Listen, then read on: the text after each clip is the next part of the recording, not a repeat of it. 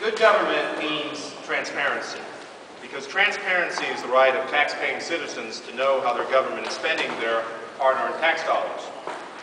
Transparency does not mean shutting out the public's comments, nor does it mean South Carolina should have to honor a tax promise allegedly made by one agency official that is now being used to bind the entire state tax code.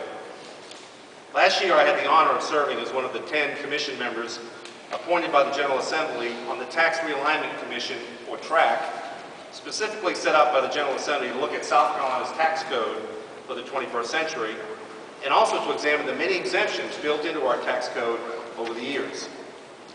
Tax exemptions, I might add, that were usually the byproduct of a high-powered lobbyist to seek out the exemption for their client. South Carolina's tax code is full of these sales tax exemptions, and we have found on track that by reducing or eliminating these sales tax breaks, our overall sales tax rate could be reduced for our whole state. Now fast forward to 2011. This year, even after Lexington County has given Amazon $5 million worth of free land to build on, that wasn't enough. They also received a fee in lieu of the normal property taxes that other businesses pay, but this is still not enough.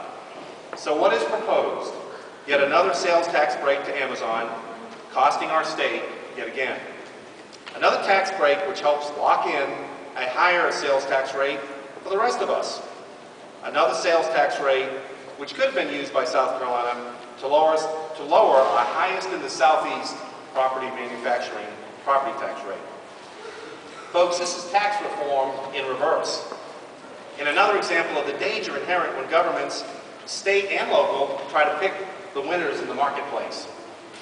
We learned just this week that in Greenville, a bus manufacturer there, spurred on by the city of Greenville, invested in by the city of Greenville, may now have to declare bankruptcy due to fraud in one of its lead investors. Where was the transparency in that deal? Where did the taxpayers of Greenville go to get back that $250,000?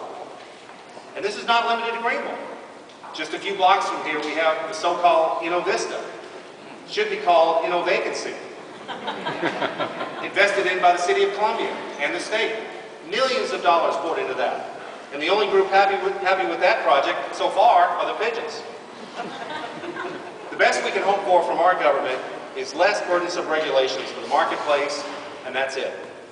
Special deals to well-connected firms, special tax deals on the hope of job expansion, usually at the expense of existing jobs, should not be a role our government should be in. We need fewer special tax breaks to lower our overall tax burden, and more transparency on the deals that do come about when businesses come to South Carolina. It's all about fairness to South Carolina taxpayers, and not just a few, but to everyone. And now to talk about transparency is my good friend, Senator Davis.